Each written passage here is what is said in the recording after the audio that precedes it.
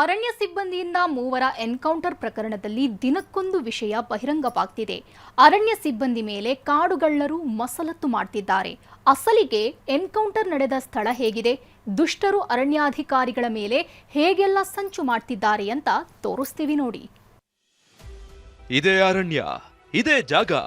ಅರಣ್ಯ ಸಿಬ್ಬಂದಿಯ ಗುಂಡೇಟಿಗೆ ಮೂವರು ಪ್ರಾಣ ಬಿಟ್ಟಿದ್ದು ಇದೇ ಜಾಗದಲ್ಲಿ.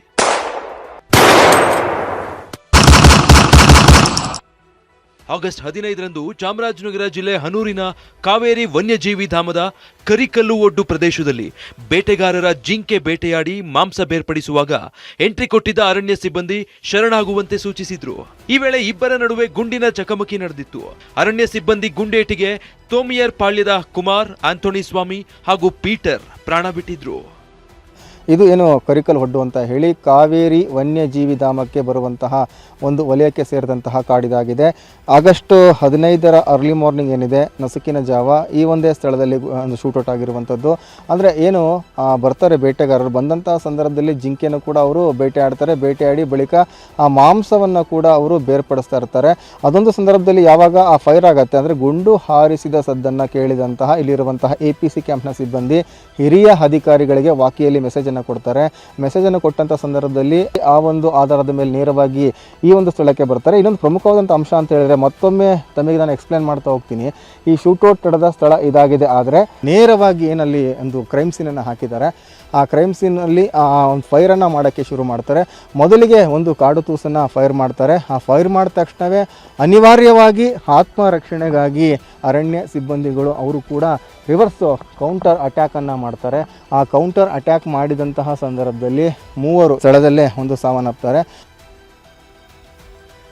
ಮೂವರ ಎನ್ಕೌಂಟರ್ ಬಳಿಕ ಅರಣ್ಯ ಸಿಬ್ಬಂದಿ ವಿರುದ್ಧ ಕಾಡುಗಳ್ಳರು ಬುಸ್ಗುಡ್ತಿದ್ದಾರೆ.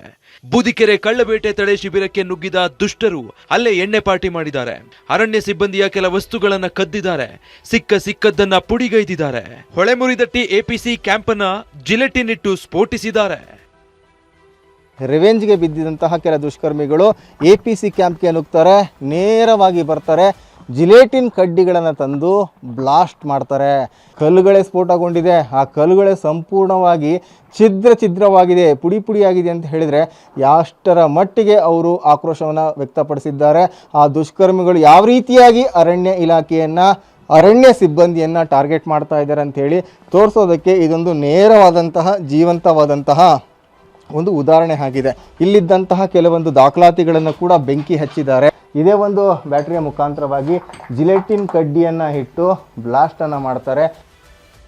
ಅರಣ್ಯ ಸಿಬ್ಬಂದಿ ನಡೆಸಿದ ಎನ್ಕೌಂಟರ್ ಅಸಲಿಯೋ ಇಲ್ಲ ನಕಲಿಯೋ ಅನ್ನೋದು ತನಿಖೆ ವೇಳೆ ಬೆಳಕಿಗೆ ಬರಲಿದೆ. ಆದರೆ ಅದಕ್ಕೂ ಮೊದಲೇ ಅರಣ್ಯ ಸಿಬ್ಬಂದಿಯನ್ನೇ ಟಾರ್ಗೆಟ್ ಮಾಡಿ ದುಷ್ಟರು ಅಟ್ಟಹಾಸ ಮೆರೆತಿದ್ದಾರೆ. ಸೂರಜ್ ಪ್ರಸಾದ್, TV9 ಚಾಮರಾಜನಗರ.